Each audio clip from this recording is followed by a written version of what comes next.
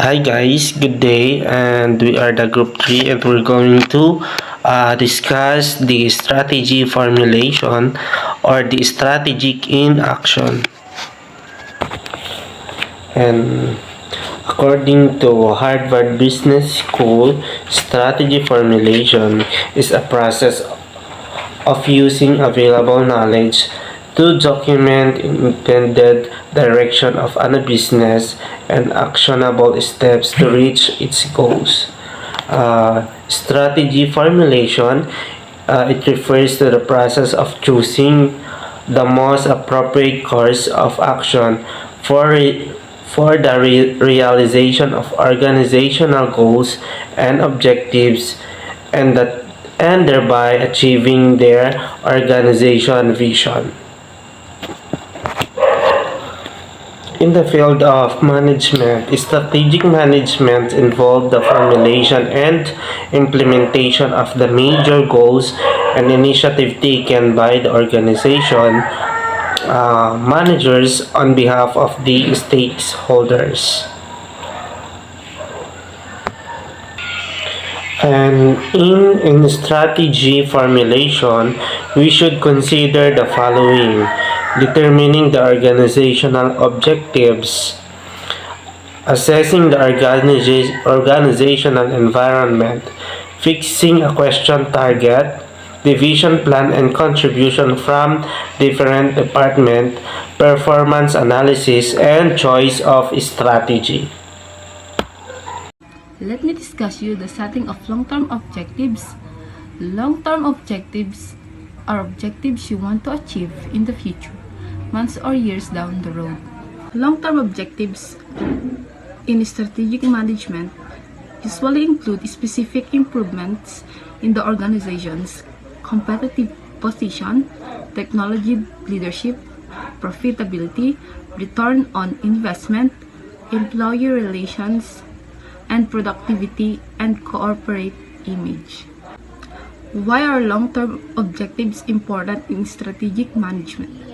The time frame for objectives and strategies should be consistent, usually from 2 to 5 years. Without long-term objectives, an organization would drift aimlessly towards some unknown end. It is hard to imagine an organization or an individual being successful without clear objectives. What is long-term and short-term objectives? While there are many different types of goals, the two overarching categories are short-term and long-term goals. In general, short-term goals can be finished within a 6-month to 3-year time frame, while long-term goals may take anywhere from 3 to 5 years or even longer. What is an example of a long-term objective? For example, your long-term goal might be to complete all of your GED exams. This could take several years of going to school and studying. Going to class next month might be a short-term goal, or passing an important term or test can be another short-term goal. Why do we need long-term objectives? Long-term goals are necessary to self-improvement. They give us something to strive for and help keep us focused on where we want to be. Long-term goals help us shape the direction of our lives and careers. For example, you might have a long-term goal of becoming a manager or director. The Balanced Scorecard, or BSC. What is Balanced Scorecard? A Balanced Scorecard, or BSC, is defined as management system that provides feedback on both internal business processes and external outcomes to continuously improve strategic performance and results. By bringing together measures around internal processes and external outcomes, a balanced scorecard supports continuous improvement at the level of strategic performance and result. The balanced scorecard is a strategic management tool that views the organization from different perspectives, usually the following. First, financial, the perspective of your shareholders. Second, customer, what your customers experience and perceive. Third is business process, the key process you use to meet and exceed customer and shareholder. Lastly is learning and growth, how you foster ongoing changing and continuous improvement. The benefits of a balanced scorecard. A balanced scorecard can help your organization both articulate and act upon your vision and strategy. Use it to facilitate effective and consistent communication because everyone speaks and shared language of metrics. Second is their focus around key requirements. Third is facilitate reviews on a regular basis. And last is ensure organizational alignment. The history of the balanced scorecard, developed by Robert Kaplan and David Norton in the early 1990s, the balanced scorecard is more than a measurement system. In fact, it's a management system. Types of strategies. First, competitive strategy. Competitive strategy is the first of the kinds of strategies in strategic management. It refers to a plan that combines the growth of the external situation and also competitive strategy, the long-term plan of a particular company in order to gain competitive advantage over its competitors in the industry. It is aims at creating defensive position in an industry and generating a superior ROI or return on investment. And also, there are 4 examples of a competitive strategy. First, the cost leadership. Second, differentiation leadership. Third, cost focus. And last, differentiation focus. The second types of strategies are corporate strategy. It draws up at the top level by the senior management of a diversified company. In our country, a diversified company is known as a group of companies such as Bashundhara, Partex, Beximco, and Square Group. And also, corporate strategy defines the destination towards which a business should move. The decision shapes all the strategies and activities in every other part of the business. A firm's management must consider how to gain a competitive advantage in business areas the firm operates in. Other examples of corporate strategies include the horizontal integration, the vertical integration, and the global product strategy. Business strategy. Business strategy formulates at the business unit level. It is popularly known as the business strategy. This strategy emphasizes the building up of the company's competitive positions of products or services. Next, functional strategy. A functional strategy refers to an approach that points up a particular function area of an organization. It sets down to achieve some objectives of a business unit by maximizing source productivity. And last, operating strategy. It gives form of the operating units of an organization. A company may develop an operating strategy as an instance for its sales zones. Diversification strategies. Diversification strategies is applied when companies wish to grow. It is the practice of introducing a new product into your supply chain in order to increase profit. These products could be a new segment of the industry your company already occupies, known as a business level diversification. Types of diversification strategy.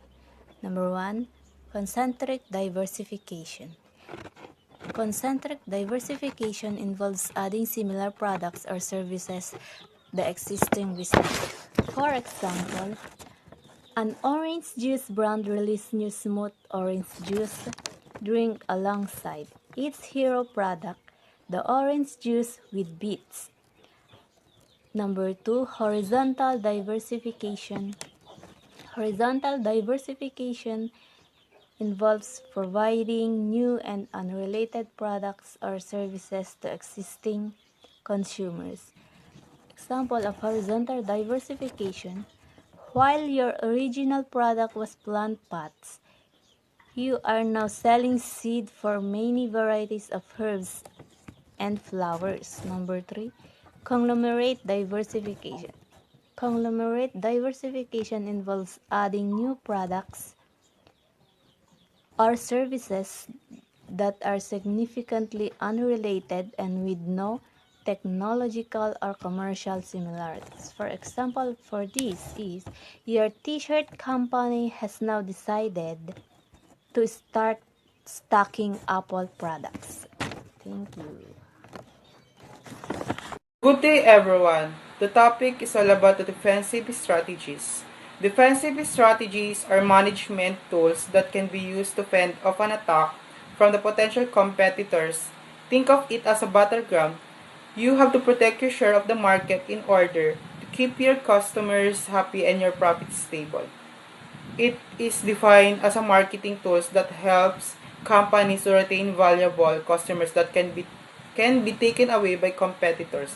Competitors can be defined as other firms that are located in the same market category or sell similar products to the same segments of people.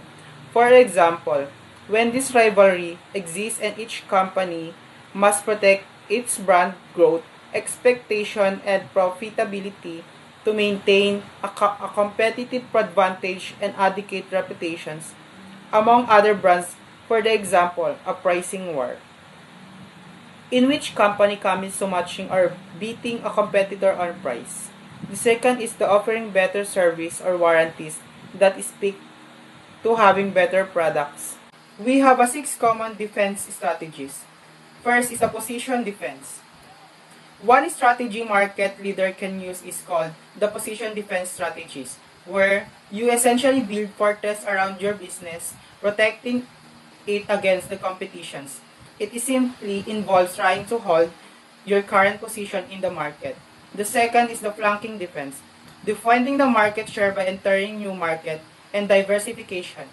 If you lose your market share in the existing market, you can make up for in these new markets. Example, fog deodorants. The third is the counter-offensive defense. It is a retaliatory strategy when a competitor attacks your business, you strike back with your own attack. The fourth is the construction defense. This allows you to deploy your resources into other areas. Example, Madel selling soup making company to Unilever. It is least desirable defense. It involves retiring from markets. The last is the mobile defense, making constant changes in the business. Involves products introductions, entering new market, or simply making changes in existing products. Business must be flexible enough to adapt a new environment. Example, the ITC. Why defensive strategies? Cost, long-term contracts, raising a barriers of entry, retention of market share, market leadership, and etc. Porter's generic strategies is an answer to one of two central questions. First question is about the attractiveness, and the second is about the determinants underlying the choices companies have with regard to competitive strategy. These two strategies differ only from the differentiations and cost leadership in terms of their competitive scope. Example of the companies with the differentiations focus strategies are Rolls, Omega, Prada, and Razer. Example of the companies with the cost focus strategies are Clears, Home, Depot, and Smart. We have here the best for cost provider strategy. Overall low cost provider strategy, broad differentiation strategy, focus low-cost strategy. And the last, focus differentiation strategy. These are giving more value for the money by emphasizing both low cost and upscale difference, the goal being to keep costs and prices lower than those of other providers of comparable quality and features. A couple of examples are the Honda and Toyota car companies, with the customer satisfaction ratings that rival those of much more expensive cars.